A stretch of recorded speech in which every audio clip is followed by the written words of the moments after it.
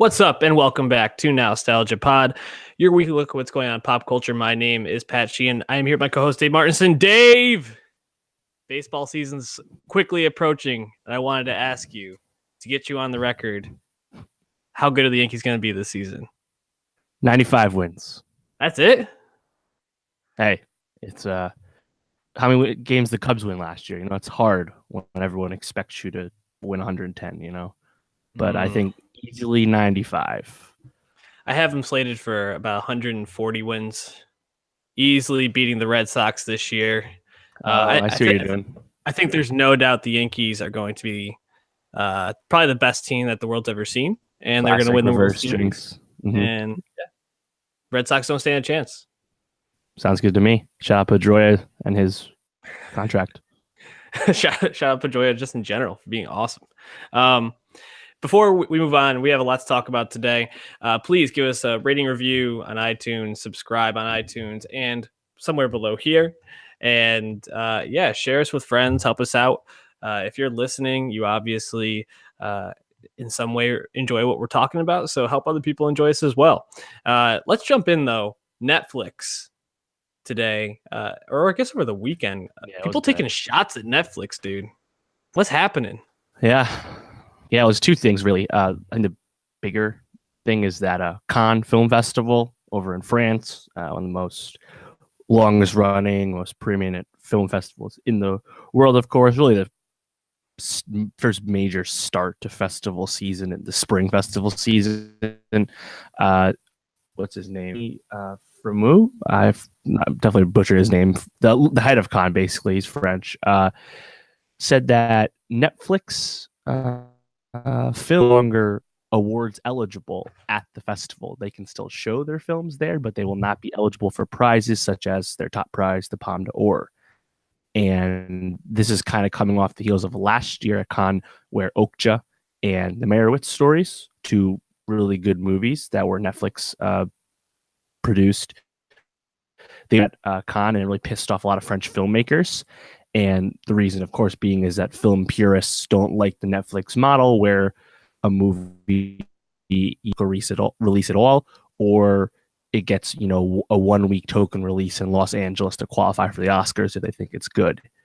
And this is kind of the first major sign of, gatekeepers or, original contemporary people in the industry kind of pushing back on the Netflix model and trying to stick to what's traditional. And what do you think of that? Because, at the end of the day, this doesn't really change much for really anyone. A lot of the films that are at Cannes are not movies that even any American audience ever sees. But what do you think about this reaction towards Netflix?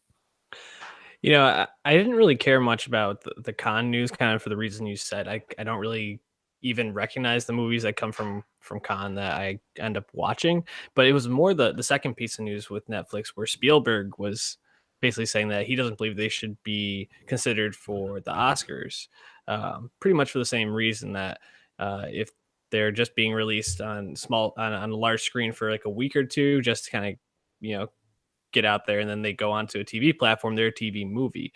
It's a hard topic, and it's one that I feel like we've been talking about for the last couple of years, is like, how does Netflix move into this sphere? How do people consider it? Mm-hmm. And I was thinking about if there's a difference between how these movies are made that are made specifically for Netflix and the ones that are made for the larger screen.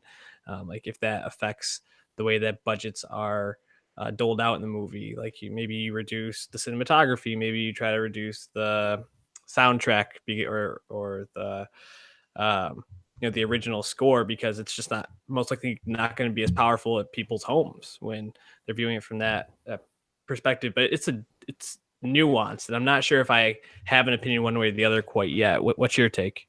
Yeah, well, the Spielberg thing's weird too, because it's really just semantics. He's like, if they're great, they should easily be up for the Emmys. He has no problem with them being recognized. He just doesn't think they count for the film format and thus the Oscars, which I guess I understand, but I don't know how you can watch Mudbound and think, yeah, that was a TV film. Right. And on the other hand, like one of the Sundance movies that we mentioned when we did our Sundance breakout, check that out on our YouTube channel, was The Tale starring Laura Dern, which was actually sold to HBO.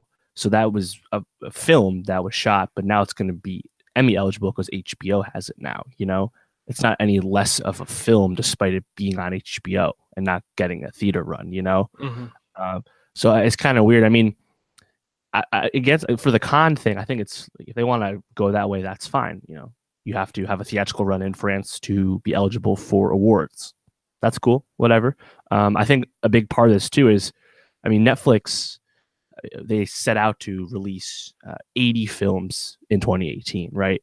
The six major studios released 96 films last year. So in order for Netflix to even come close to that 80 film target, they have to release a lot of crap, a lot of shit that Right. people didn't want, you know, Mhm. like the Cloverfield Paradox, for example, which they took from Paramount. So they're not going to want to release all of that in the theaters anyway, because a Right. lot of it doesn't deserve it and it won't make any money. It's not worth marketing, you know, all those reasons. Mhm. So I think both parties are kind of right in their thinking. And I mean, you know, a lot of the filmmaking people, they argue that Netflix hurts ticket sales, which I mean, that's a big factor. We talked about that. It's kind of a different conversation. But I mean, at this point, I think both Netflix and everyone else just keep doing what you're doing. I mean, Spielberg, if you want to think that way, that's fine. I don't know if a lot of people really agree with you though. Um, but it's an interesting conversation, and I'm sure this will not be the last time we hear about that. I mean, Amazon kind of does it a similar way where they give a smaller runs to their movies. Like Lost City of Z was in theaters, not that long, but it had a decent, opportunity out there. Not a super wide release or anything, but it's different than what Netflix does, which really is not really in the theaters at all. So we'll see. This definitely will come up again. Yeah, I think as I'm mulling it over a little bit more, my if a movie's good, it should be recognized, no matter Hmm. whether it's the Oscars or the Emmys. And I also don't think there's any real threat to these Netflix movies winning these awards. Maybe for an acting category, but it would have to be a movie that's so culturally impacting, something like Call Me by Your Name. Like if that had been released on Netflix, I would have said that has a legitimate shot at winning some major awards. But I think uh, the voters, though they're as diverse and non-traditional as it's ever been, I think are still going to gravitate towards the larger screen experience. So I don't really Hmm. see it really mattering. If a movie's good, give it the recognition. But like Right. you said, we're going to be talking about this a lot, so we won't beat it into the ground today. Um, so we kind of fell off in talking about the festival lineups, but it's also because there's like a gap. They're released pretty much all the Right. ones in the early summer are released January, early February, and there's a gap. And now the later year festival lineups are being released. Oshiaga was released 2 weeks ago, and then Lollapalooza released last week, and we tweeted about it from the account. I quote tweeted it because I was hyped. This lineup, dude, finally some excitement in the bookings at a festival this year. Well, I mean, just to kind of read through some of the highlights, the top line, The Weekend, Bruno Mars, Jack White, and Arctic Monkeys. Second line, Travis Scott, The National Vampire Weekend, Odessa, and Logic. Shout out Logic for being a second line artist at this point, which I did Yeah. not see coming. Pretty nuts. But what did you think of this Lala lineup, dude? I know I was pumped. Yeah. Oh, which by the way, that account is at Nowstalgia Pod. So please follow the account. We tweet a lot of news and analysis throughout the week, not all of which we get to on the pod. So for extra stuff, you want to follow the pod account. No, I think this is incredibly impressive. I mean, to keep going, um, fourth line is Camila Cabello, who had Yeah. a monster album, monster #1 single, and is going on a world tour, and she's Mhm. that far down. I mean, it's so impressive. Tyler, the Creator's on here. Dua Lipa, another artist who's super hot right now. She's there. Mhm. Churches, new album coming out there. St. Vincent, new album just dropped in the fall. She's there. I mean, I think it's fantastic lineup. Of course, Brockhampton's there because they're everywhere, Everywhere. getting all that Everywhere. paper. So happy for Mhm. them. No, I mean, and they're like I think they're like one of two festivals that has Little Pump, which is very weird to me. I don't know why he didn't cash it as much as possible. Um, yeah, no, I think this is really exciting and one of the best non-Coachella lineups Mhm. anywhere in several years. Yeah, getting Bruno Mars and then partnering them with Arctic Monkeys and Vampire Weekend, who are slated to probably be the major headliners for late year festivals anyway. very exciting. And you pointed out some of them, but the fact that someone like St. Vincent is fourth line at this, it just shows that Lala is, it's definitely the number 2 festival in the country behind Coachella. With these bookings, it seems even more interesting than Coachella to me right now.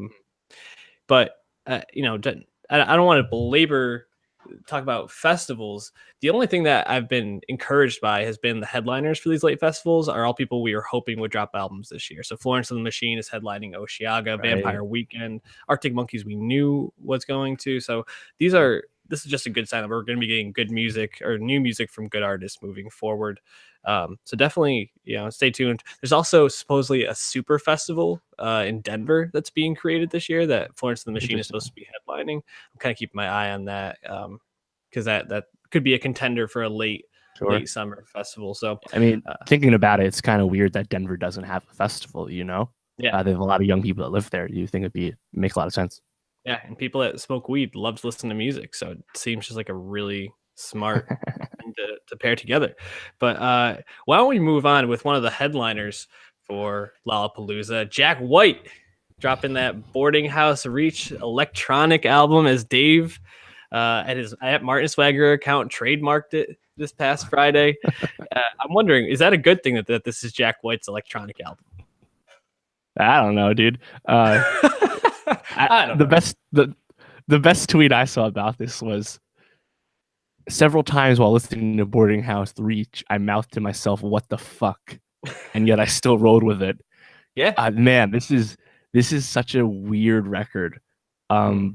Just because obviously the electronic production stands out so much. It's so inspired by like contemporary sounds. It's ridiculous, but I mean, I think there's a lot of lyrics on here. There's not enough, guitar work, which is kind of what he's well known for, obviously. I mean, I'm not the biggest Jack White guy, but it's such a far change from his first 2 solo records, let alone any of his legendary White Stripes material. So it was definitely out there and odd. What did you think of it? Well, I found the album at least interesting, which I can give him credit for. Jack White is always trying to do something different, find something unique, which I can credit him for. But yeah, this album fell flat in a lot of ways for me. There was maybe only like 3 or 4 songs I walked away thinking that's not too bad. And the parts I enjoyed the most were actually the parts where Jack White wasn't singing or talking or rapping or whatever he was doing on Ice Station Zebra. I mean, that song is weird, man. Cringe, not a good way. Yeah, cringeworthy. And also, why walk a dog? Like, what? Why is like? It sounds like it was a David Byrne song, man. You fucking stole my joke, you asshole.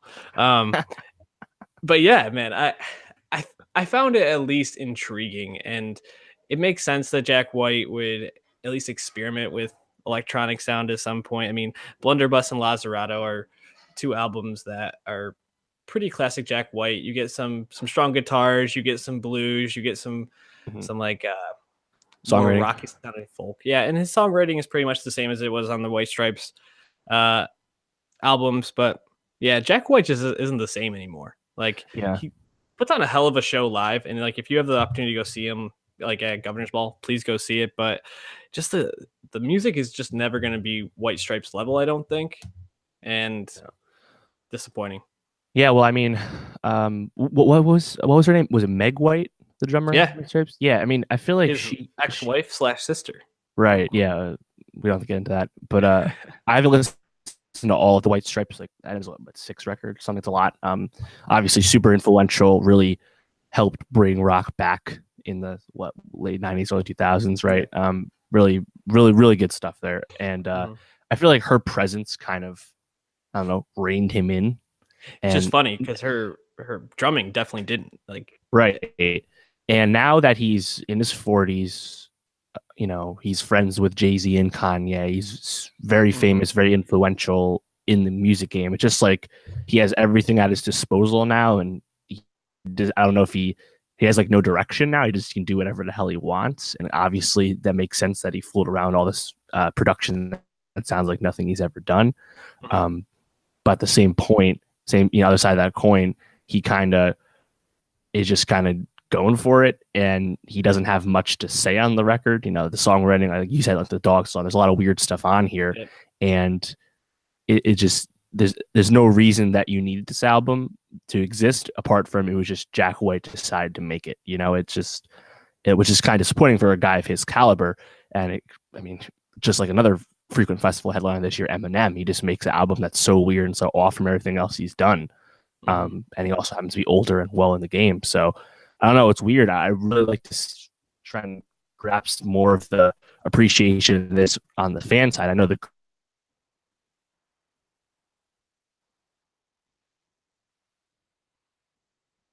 but this also is pretty bad. I want to know what like the Rockheads think, because the Rockheads hold on to whatever rock there is. But what do they think of this electronic as fuck Jack White? And better for I'd like to see how that conversation goes. Yeah, you know, pretty much from everything I read and heard was that this album wasn't received too great. I think that there's moments on it that people really enjoyed and hold on to. You know, I was thinking about one other thing about this album that stood out to me, and that's Jack White really hates social media, and he hates, you know, cell phones, electronics, and it reminds me a lot of MGMT. And we talked, was it a year ago, 2 years ago, about why rock is dying and hip hop is rising. And I think it was about a year ago. It was like May 2017 or something. One of our most watched YouTube videos. So check that out on our YouTube page at Nowstalgia Pod. Yeah, and I think this is a major theme I'm noticing. I mean, MGMT talked a lot about this on their album, that, you know, social media and modern electronics are destroying our society. And it's like, well, this is society now. Like, maybe you're right. Maybe all of your critiques are on point, but you also are fighting against a major wave. And I mean, I think that's why festivals are so important now, is because they're experiential and you're there. And yeah, everybody has their cell phone out when their favorite song comes on or when a major moment happens, but you're still experiencing it. So to like be putting down this thing that is huge in your success at this point and critical to, you know, you being an artist and people receiving your music, just seems like such like an old thought and like old man yelling at the clouds type of thing, that I just really hope this isn't a trend that continues. Like, I hope Vampire Weekends, what's it, like macchiato, like Mitsubishi macchiato or whatever. Yeah, the working title. Yeah, I hope it's not all about like why like Twitter and Instagram are destroying our lives, because I can't take much more of it. Yeah, I also feel like it's usually a pretty lazy observation, because at the end of the day, no one's saying anything that profound. You know, it's kind of obvious, and we've heard, again, it's kind of old hat at this point. Yeah, I don't know. Something that I think was just as disappointing, at least to critics, I'm more interested to hear your taste, was Pacific Rim Uprising, the sequel to 2013's Pacific Rim. The Guillermo del Toro directed, Charlie Hunnam, Idris Elba starring. I don't know, major. Was it a blockbuster? I don't even really remember. I don't think I saw it in theaters. No, it underperformed, but it did a lot better first weekend than Uprising did. Uprising did like late the high 20s, but yeah, I think the most interesting thing about Pacific Rim Uprising, a movie that's not good, and even if you're trying to review a kid's movie, a movie that should have been a lot better, the most disappointing thing about it, or interesting about it rather, is that it's 5 years after the sequel. Del Toro is not involved anymore. There's a lot of production woes with getting this sequel made. Del Toro was attached, then he wasn't. The director that they did pick was Stephen DeKnight, a director that has a reputation that nobody is familiar with, because you don't know anything that he's done, because he hasn't made anything great. And it kind of shows, because this is everything about this was just so like phoned in. And it's weird too, because Pacific Rim, the original, you know, the concept is really simple. It's a really high concept. It's big mech suits, Jaegers fight big monsters called kaijus, right? It's pretty simple, right? And Del Toro is really inspired by, you know, like a lot of anime, big stuff, you know, like pre-Gundam and whatnot, to make the movie. And it should have been better than it was. But then when you have this sequel, the sequel takes it into like the light. The original, all the fights happen like on the ocean at night. It was really dark. But the sequel, you have all these bright lights, and it shows you how like lame and lazy all these Jaeger and Kaiju designs are. Um, Mm, and then you also get to see John Boyega, who's the best part of the movie, okay. actually doing an English accent for the first time, really, since Attack the Block. So the first time since he became famous, he actually gets to use his native accent, which I get, I'm sure he was happy about that. Sure. Um, and he's lifelike. He delivers the shitty lines as well as he can. But also there you have Scott Eastwood, who was in most recently in The Fate of the Furious, one of Clint Eastwood's kids. Mhm. And it's funny. He might be perfectly cast or he might be horrendously cast because acting is so fucking wooden, but he's also delivering really shitty lines. So maybe, and his character they kind of make fun of him for being just like a pretty boy. So it almost like makes sense that they would cast someone like Scott Eastwood, who's not actually good at acting.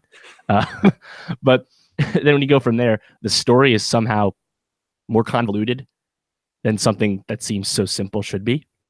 Mm. I don't need to get into it, but it doesn't matter. But it was just more confusing and ridiculous than I expected.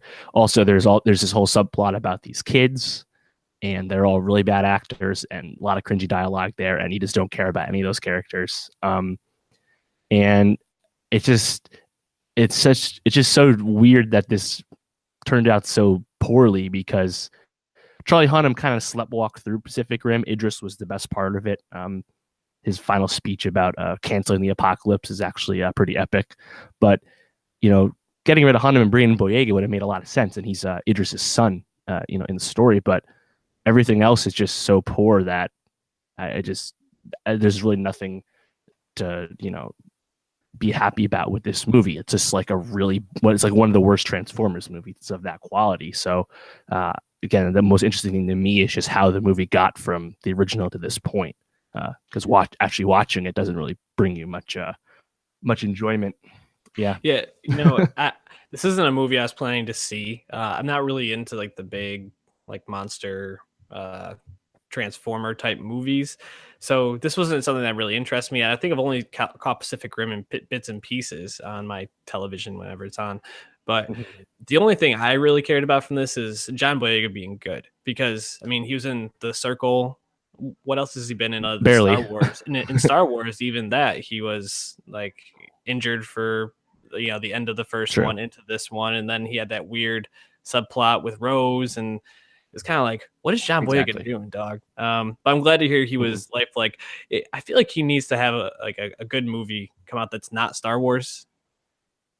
I'd like to see him potentially be Bond. I'd like to see him do something that's a little bit more charming and maybe a little bit less like things blow up or there's a conspiracy about a Bill Gates type or a Steve Jobs type figure with the circle. But Sure. I don't know. Yeah, no, and like another thing too, just to wrap. I mean, he was in Detroit. Give him credit for that. Right, I know that true. didn't make a lot of money, but that was a good choice. But the other thing about Pacific Rim too is in the original there was this whole big part about the story about how the two co-pilots in the Jaeger, the mechs, they have like their minds have to like be compatible, right, and to do it successfully. And it was a big part of the story, and at least it was something original, right? That's has no impact on this movie at all. It's just totally thrown in there. Like it actually had like emotional weight in the first one. I guess that was probably one that he brought to the movie. And yeah, it just doesn't fucking matter at all this time around. Just stupid plot device once they need it, So just another example of the movie just being a total failure to launch. But hey, I think audiences showed that and made like 28 million first week. It was an expensive movie still, even though it didn't look as great as it should have. And I think we've kind of seen that the past, I think Summer 2016, you really saw this too, until now, is blockbusters that don't look that great and then they turn out to not be that great, are not doing as well as they used to. This movie would have made a lot more money 10 years ago, but audiences are more fickle and they're learning. So you got to do better with your expensive ass movies. Yeah, although it did unseat Black Panther, which made 17 million. Crazy that Black Panther in weekend 6. About time somebody unseated. It's Tomb Raider should have done this the week before. Let's be real. I agree with that. So I think we're gonna have a lot to talk about with Black Panther after next week, after March ends. We'll kind of recap Mhm. the run that's had. But hopefully we'll have some good movies on the horizon. Ready Player One and Isle of Dogs both move into wider release this week, so we're gonna, I think, both see Mhm. that and both see both of Yep. those and talk about that next Yep. week. So we can cleanse our palate a bit. Last night, HBO rolled out season premiere of Silicon Valley, Barry. But before we get to those, I want to talk about still my favorite show on television, still the reigning champ, still holding the belt, Atlanta. Robin season, dog. I mean, it was Michael fucking Vick.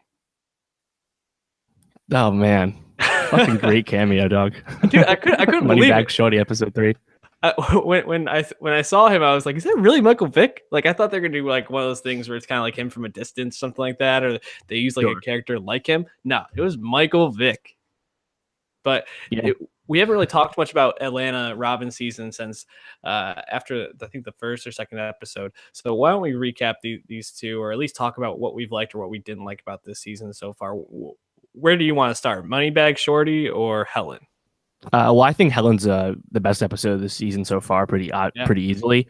So we should probably start Moneybag Shorty first. I think there's a lot of great stuff in Moneybag Shorty. I think all the stuff with what's the rapper's name that they're hanging out with at the studio, Paperboy, I totally forgot. the guy who's like a pretty obvious like Chance analog ripoff. for like Chance and Yachty, right? Yeah. Like that guy, like the whole thing with the studio with like the phoniness of a guy who has like mainstream connections, being on the Fast and Furious soundtrack. I thought that was really well done. And then also they riffed in the very beginning that white mom who made that YouTube video complaining about the lyrics to Vince Staples' North North. And now in the show, it's basically a very similar looking white woman with a kid in the background wearing like the same shirt as the kid in the real video, doing it to Paperboy. Man, I mean, just like when they did the Nikki Heaton thing, the episode before, I mean, all these little like spoofs and like observations of like real things that have happened. They're so genius, and like no other show could actually pull those off. It's great to see.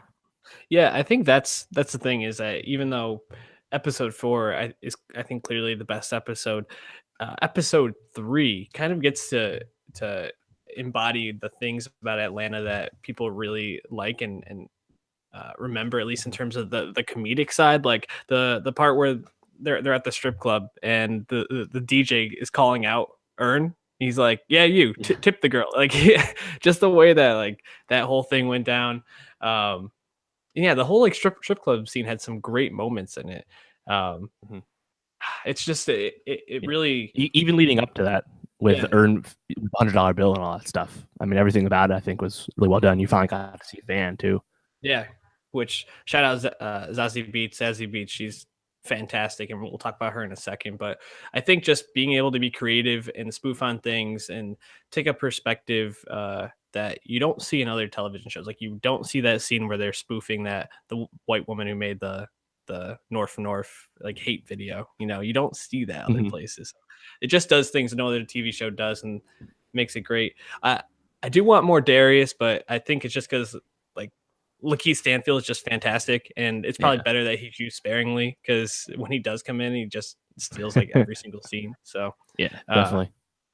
Why don't we move on to Helen, though? Why do you think this is the best show of the season, or the best episode of the season? Sure. No, I think there's a lot there. Obviously, some like Get Out inspired stuff with the black couple in a really dominantly white area, white community. Some plays on that, but also I think just everything that happens between Van and Earn is like you don't see a more accurate presentation of real relationships and real conversations about relationships and struggling through that than you do there. And I mean, it is so unsettling to watch that unfold, where Van basically says that she wants more from Earn, and Earn basically just shrugs and says that this arrangement works. Arrangement works for me.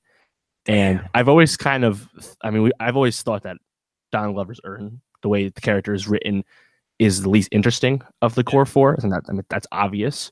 But he's also probably the least likable of the four Yeah. because he just makes a lot of dumb mistakes. He's not really great at managing He's okay. Paperboy. He's okay. Yeah, he's fine. And then he's also just kind of shitty to Van, you know? Hmm.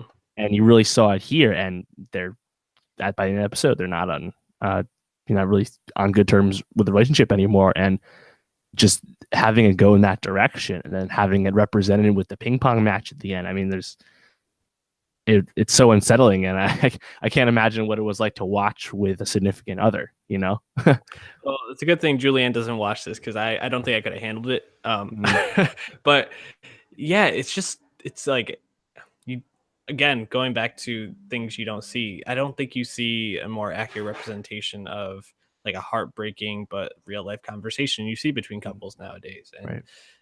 I mean, it's a not even a nowadays thing. It's just a history, one wanting more than the other. I think the things about this that are so interesting, and you think about how Atlanta season one started. It was like Earn was coming back from like I don't know, he like dropped out of college or something like that. There was like some issues with him in college, and he never really got his degree, and his dad was upset about that. So it's obvious that Earn is just kind of like a child, like just Yeah, immature. I mean, you sure. see that even with like as he gets money this season, he's just blowing it everywhere. Pretty much, Twice.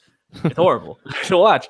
But I think that is almost. I mean, it's definitely intentional, but I think that is like a major plus for the show is that this is an unlikable protagonist, and it lets all these other pieces shine, and even Van. Like, there are parts of this episode where I totally agree with her, and parts where I'm like, you gotta check yourself there a little bit. Like, so I appreciate how they don't make it like this is the guy you're supposed to be rooting for, and he's totally likable and he's Right. always right. And even the people that you do root for on the show have their flaws. So, yeah, Atlanta is still a masterpiece, and I mean, we'll wrap it up. It's gonna be interesting. It seems like they're setting it up for Paperboy to possibly leave Earn as a Yeah. manager.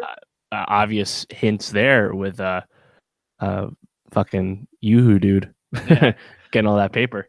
So what that'd be 37 really interesting because Savage. yeah, yeah. Jeez, what a stupid name. I'm interested to see how serialized the story continues to be because we Yeah, have had the plot advance pretty handily through 4 episodes. You know, like yeah. you can still have the bottle episode like we did in Helen, but action like his song is gold. You know, people are Mhm. he's famous. Like they're developing that, and I really like the direction they're going. So we will see. Yeah, well, even in Helen, they say those shows pay your bills, so he's performing on a regular basis at this point. So it's Right. yeah. Why don't we move on to Silicon Valley though? So this is Silicon Valley's fifth season. We talked a little bit about how the fourth season wasn't up to the superb standards of the past seasons. Mm-hmm. This first episode was okay. I wasn't blown away by it, but it's definitely setting up for some of the changes in the show with TJ Miller leaving and Erlich Bachman not being there. Um, Also, Gavin Belsom coming back and not being teamed up with Richard and the team Richard. anymore, but obviously a foe or a antagonist again. What stood out to you? What did you like? What didn't you like? Yeah, well, I think I read some of this in advance review, so I don't think all of this was in the first episode, but I like how they're kind of like acknowledging race on the show with Jin Yang, Mm, um, a character that's been called an Asian stereotype by many yeah. in terms of the portrayal, which is very fair. But giving Jin Yang more agency as he tries to take over Erlich's estate, I think is really smart and also fucking hilarious, like the show Mhm. often is. And as they go to hire more Pied Piper employees, they acknowledge the show is fucking white as hell and Mhm. doesn't have a lot of women on the show. And whether that's the show poking fun at the allegations or poking fun at themselves, that's up for you to decide. But I think at least that they're putting it out there is a good sign. Um, whether the plot spins less wheels than it did in season 4 remains to be seen, but removing Ehrlich, and they actually kind of acknowledge this with the plot so far, but removing Ehrlich, I just think made so much sense because the presence of Ehrlich Bachman just felt like such the past few seasons because the existence of his character in the lives of Pied Piper like didn't make any sense anymore, you know? Mhm. And they just had to kind of ham fist ways to keep him in the narrative. Yeah. Um, so having him out of the picture now, and assume from what we know for good reason, considering TJ Miller's actions on set, but I think having him out of the picture is probably for the best, and hopefully makes the show a little tighter. So I'm optimistic. Yeah, Jimmy O Yang, I think he's been one of the funniest actors on the show just in the bits he gets, but Yeah. him get it, Ehrlich out of the way gives Jin Yang a much bigger spotlight. And I don't know if you've heard any like interviews with Jimmy O Yang, but he's actually a really interesting and thoughtful comedian. He And I is. Yeah. think that his presence, his larger presence on the show is going to be a huge addition. Actually, the one thing is kind of like Atlanta. I don't really like Richard at all No, anymore. never have though. Yeah, but he at least like in the first season felt like someone to root for, even if he was like this huge, I Mm-hmm. don't know, nerd. But it's almost kind of like Breaking Bad in a way, where he's gone from being this like very Right. timid, whatever, to being like this like huge douchebag at this point. Tech Heisenberg. Yeah, that's a great way to put it. Tech Heisenberg. So, I don't know. So Silicon Valley, I hope this season it moves in a good direction, moves back to the first couple. We'll see.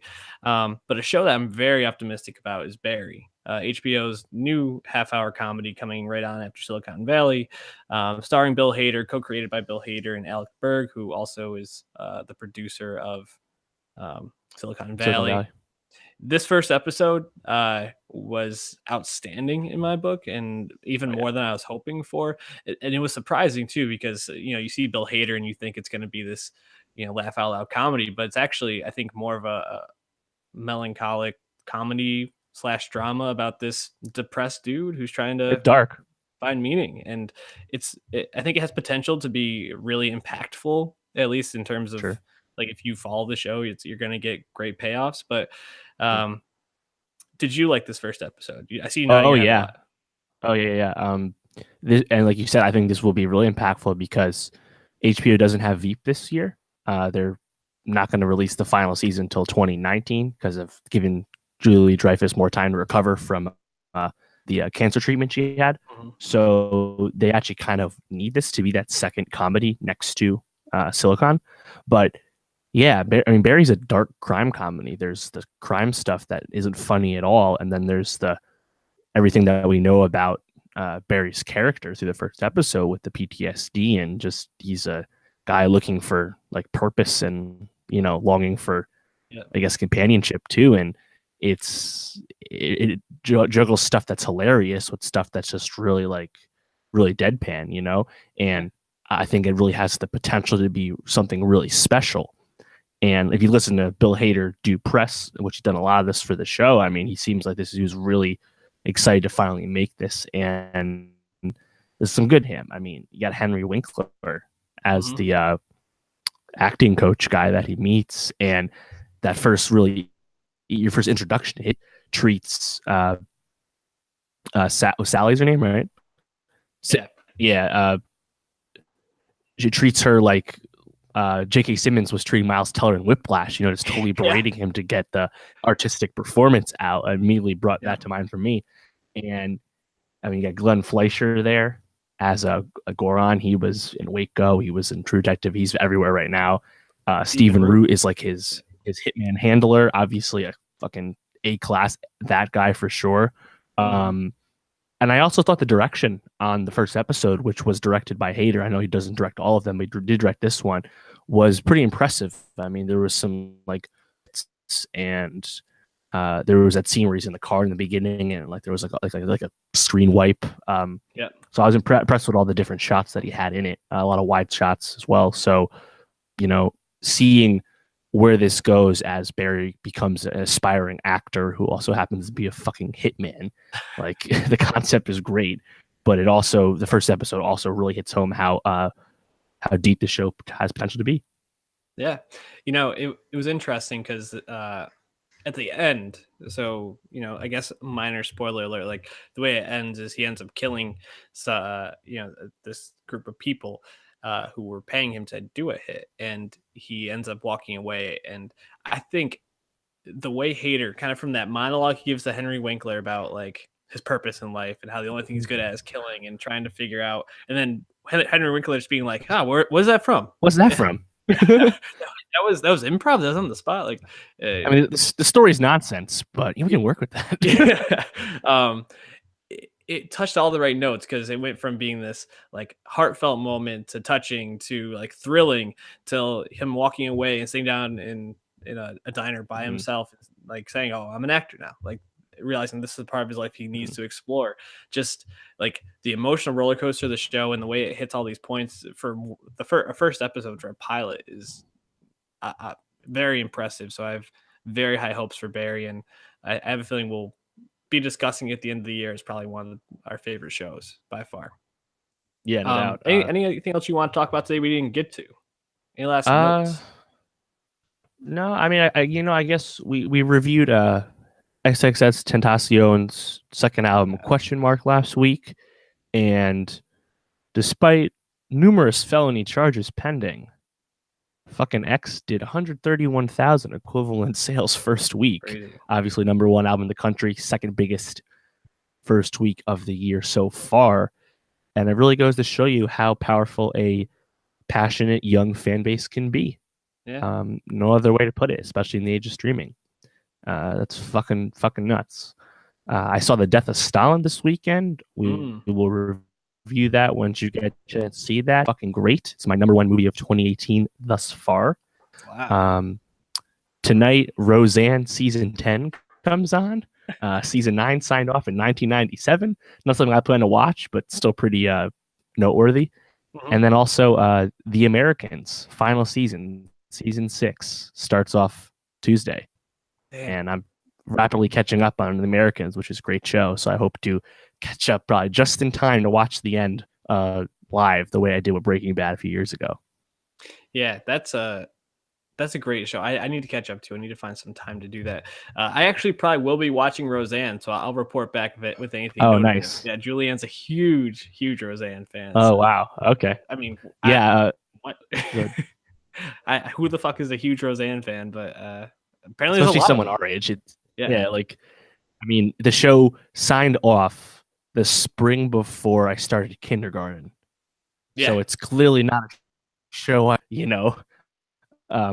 and yeah, I mean, it also, I don't feel like it had the Friends kick on Netflix the way Friends did for people our age. So it's interesting to hear that Julianne's such a big fan. Yeah, very, very strange, but we got a lot to talk about next week. I'm not sure. Are any albums up on the horizon? Yeah, there's 3 records I've noted. One of which is Rich the Kid, The World Is Yours debut record. He's a 25-year-old rapper. He just released one song that's a diss of Lil Uzi Vert. He had some interesting bad blood there. He actually been grinding for a while though. 7 mixtapes since 2013, and New Freezer with Kendrick Lamar was a big hit for him. And then Plug Walk, his newest single, is fucking really hot. So I'm actually really interested to see what that is. I came around on him pretty recently. Czarface meets Metalface. Czarface collaboration album with MF Doom. Czarface is this rap supergroup with Inspect the Deck from Wu-Tang Clan, and then ZL and Esoteric. So I'm excited for that because that's just a lot of talent. Czarface made, I think they have like 4 records, so I have high hopes for this. And lastly, I'm actually curious your opinion on this. The Void's second album, Virtue, comes out from, that's the band with Julian Casablancas from The Strokes. I know he had some weird comments to Vulture recently, which are definitely worth a read. But did you listen to the first Void's album? Or are you a fan of Casablancas' work outside of The Strokes? I checked out some of it. I mean, did you read that interview at all? I read the whole thing. The dude claimed fucking Jimi Hendrix did not have any critical or like mega acclaim during his time. And then the guy was like, he closed Woodstock. He's like, well, I guess maybe he did. Like, it's like, what? Like, you don't even know. I don't know. He's a fucking asshat, but I'll probably give it a listen for nothing else but curiosity. And, Julian Casablancas being lead singer of one of the biggest rock bands the last 20 years. So worth a listen. So we got a lot to talk about. Any of the music stuff, go to our Spotify playlist, best of 20 Nowstalgia best of 2018. I updated it today with a Tokyo song or two, threw on I think that Kyle and Kalani track, which I thought was fantastic. Although Yeah. what Kyle is just like a Chance wannabe. Sounds Oh very yeah, no, he's like watered down Chance. I feel like yeah. he hasn't even been hiding that. You know? Yeah. So, I mean, it's definitely a playlist worth following. We're updating it constantly, and we'll take any recommendations we can. Um, but yeah, we got lots to talk about next week. So tune in, share with friends, Fuck subscribe yeah. on YouTube, iTunes, give us a rating and review. Follow Martin Swagger, follow Sheeting World Peace, and follow at Nowstalgia Pod for all of it. We'll catch you next week.